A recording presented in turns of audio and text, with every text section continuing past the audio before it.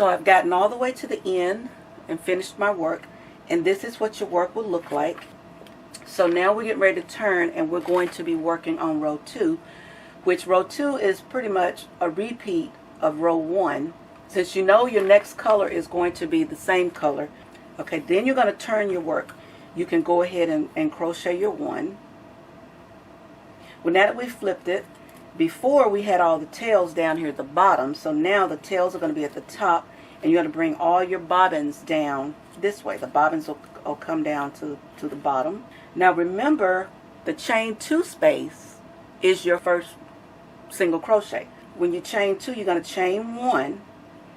That second chain, since we're going into a different color, you're going to come to your next color, and so you're going to push this one back. So now we're flipping. So now the next color is our green. So we're going to unwind our green. We're going to show you how you carry over. Since I've only done 1 single crochet on the hook, I need to get that second one for my color. So I'm going to bring this yarn up, and I'm going to bring it through to make that final loop. We need 2 of the green. So next, you're going to take your hook, you're going to go under that loop into the first crochet, a single crochet, and come back up, and that becomes 1. But since you need 2, you're going to do the same thing again. Bring it over, and you want to do that until you can conceal the yarn, and now the yarn is concealed inside the work. So now we need 11 of the blue instead of 12 this time. So now you're just going to unwind, and you're going to pull through. And remember, you got that loop in the front right here. Remember, before we start counting, you go up under the loop and into the first chain and single crochet. And if it hides up in there, you can just stop with a 1, and that's what I normally do. I don't bring it over twice unless it just looks like it's too long. There's our 11. So I'm going to lock this into my little cut there. Now we're going to need to do 1, 2, 3. So we need 3, 1, 2, 3, and we need 3.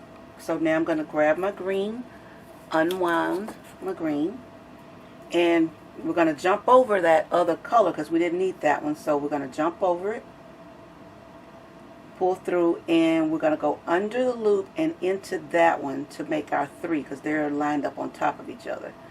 So that's 1. And if it's long, in this case mine is, we do it twice. And then the third one we're not going to do it, and that's when we finish off. And so next we need 1, 2, 3, 4 green, or the teal. So bring the teal forward, same thing there, loop it under. Make sure you're grabbing these loops and putting them up under your work so that they're not seen. 4. So now we've got the 4. One thing to keep in mind with your work is as you're crocheting, your picture should be looking pretty much the same as here. So we know that when I did those 4, they're lining up flush, and my next 2 green are going to go on top of these 2 green. So kind of keep an eye on your picture and make sure that nothing's getting out of line. So you're just going to continue this on. So let's go ahead and add my 2 green. I'll finish this row off with you. So I'm going to bring up the green. So now that we've already got our yarns in here, we don't have to add anymore until we get to a new color change. Go under, do our 2. And like I said, I'm doing this in a slow mode because once you get going with this, it rolls really, really fast. You could do one of these little small ones in a weekend easily.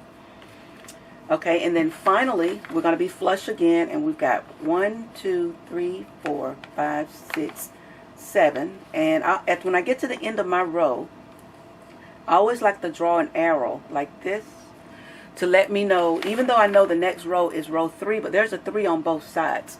So your work doesn't get confusing. Whenever you get to the end of a row, draw you an arrow to let you know if you have to stop, go to the bathroom, go do whatever. When you come back, you know which direction you're going in. So now we're going to be going in that direction. Your 7th crochet, single crochet, is going to be in that 2 chain that the 2 chains that you did at the beginning of the previous row, but you got to make sure you go through that double crochet, or that single chain rather, to do your final one, because if not, your work's not going to line up, and it's going to start going in the opposite direction. So I'm going to pull through, and that way everything will line up and it'll block up. So again, to start the next row, row 3, we're going to chain 2, 1, 2, and we're going to turn our work. And that's as simple as it is. You just keep following your directions according to your pattern. So you see, it's coming right along. So now we're ready to start with row 3. I've already done row 1 and 2. So this is what I'll do, is I'll put a 3 at the top of my paper, and I'll draw a line. That lets me know that that's row 3. And then I'll count 1, 2, 3, 4, 5, 6, 7. So I know that that's 7, and my color is teal, so I do a T for teal. And then I'll go 1, 2.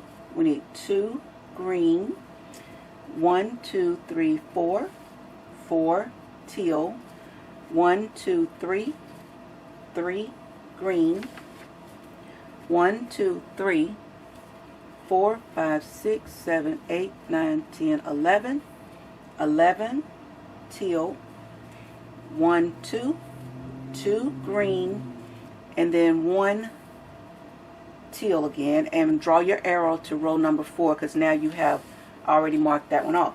Now what I always like to do too, because I know that we have 30 spaces, I want to double check and make sure that my written pattern equals 30.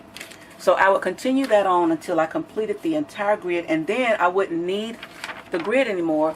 I would use the written instruction. Now I've gone through the entire grid, and I've written handwritten instructions. So now that I'm working off the grid, I'm starting with my row 3. So what I'll do is like it's telling me to do 7, I'll go ahead and crochet my 7. I've already done my 2, so that's 1. Skip the next one, and that's 2. I'll just take my sheet and just scratch through. And so I'm going to go ahead and do a few rows, and I'll show you some clips as I get closer, and then we get to the end, I'll show you how we finish it. Okay, I'm moving right along. I'm on row number 7. So I want you to see my work.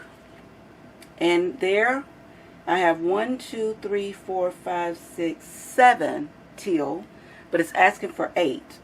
So in order to do the 8th teal, it means I've got to go in the green.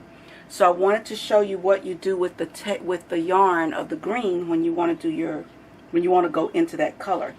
So I'm going to take my hook, I'm going to go under the green, then go into the green hole and pull through, and that gives me my 8. And then I'll just lock that stitch in by bringing the next color up. And therefore I put a color on top of a green square. I've come to row 12, and as you can see, row 12 is here, and that's where we've introduced our middle color, or our pink. And so I was going to show you what it looks like so far. I am now on row number 16, and I just finished 4 teal. But the next color it's asking me is for 6 pink. But as you see, my next color is green. So that means I'm done with this green. So what I'm going to do is unwind some of the green, and I'm going to clip it. So I'm going to show you how now we've got to carry over 3, because we want 6 pink, and we're going to do these 3 pink, 2 of the green, and 1 of the teal. All of that's going to be pink. You're going to grab your yarn for your pink, and you're going to pull the yarn through. Now when you pull the yarn through, you see that I've left a little piece of yarn here. You don't want that really tight because you want all that to disappear. So now that I've got that done, I'm going to go into the teal first, and that'll give me my 1. Okay, so now we're doing the green. So since we're done with the green, we're going to bury the green for 2 stitches. So here's a close-up. You're going to go under the green, under the pink, and then into that green hole. And you'll pull through and make your single crochet. Now since we have another green one, we're going to do the same thing again. Go under that pink and into that green one right there. So as you see on the hook, you've got green, pink, and you pull the pink through and go ahead and make your single crochet.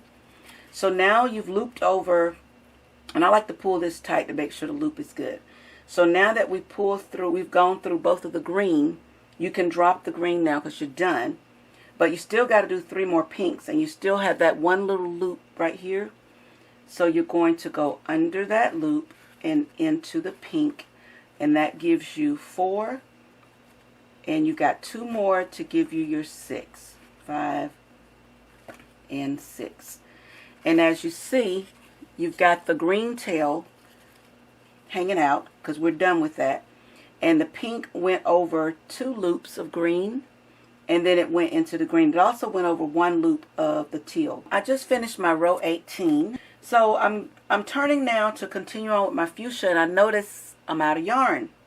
So what do you do to add a new bobbin? And you're going to take your new yarn, you're going to grab the tails, and around your thumb like this, you're going to take the new yarn, you're going to wrap it over and just around your thumb only, like that. Then you're going to wrap it again around the thumb only, like that. And on the 3rd time around, you're going to wrap it on top of those 2 thread tails. And then you're going to take those thread tails and put them inside of your 2 loops. Hold on to them and pull. And what you get is a nice knot. So here is the reverse side of the yarn that we joined. And there's our knot right there. So we're going to be doing 6 fuchsia, so I'm going to pull the knot, and I'm going to go ahead and do my 6, and I'll show you what the knot looks like.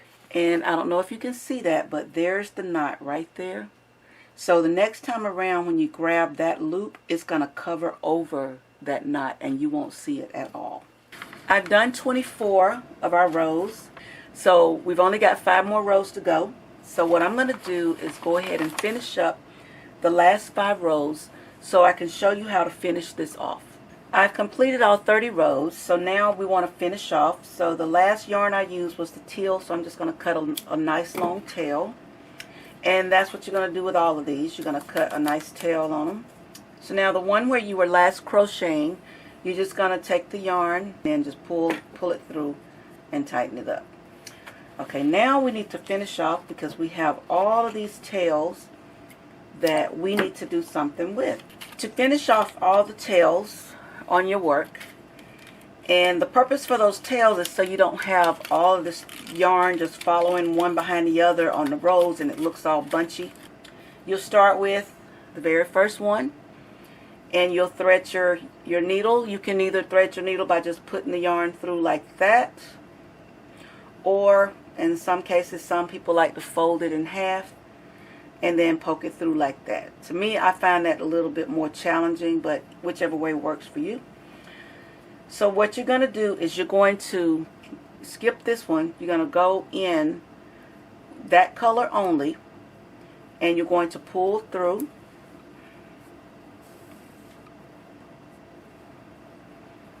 And see that locks that tail in there? So now we're going to go down to the next row, and we're going to do the same thing, but we're going to go backwards to the opposite direction. And we're going to pull it through on that side. And once you do that, that one is pretty much locked in, so you're just going to clip the yarn. So I'm going to go ahead and tie off all my thread tails. You have to do that, and it doesn't take as long as you think. So now all of the thread tails are done. So that's how simple and easy it is to do a Graphghan. And you notice that when you flip it over on the back side, it's just as pretty on the back as it is on the front. And that's just how simple it is to do that. So I hope that you will try this. Happy crocheting!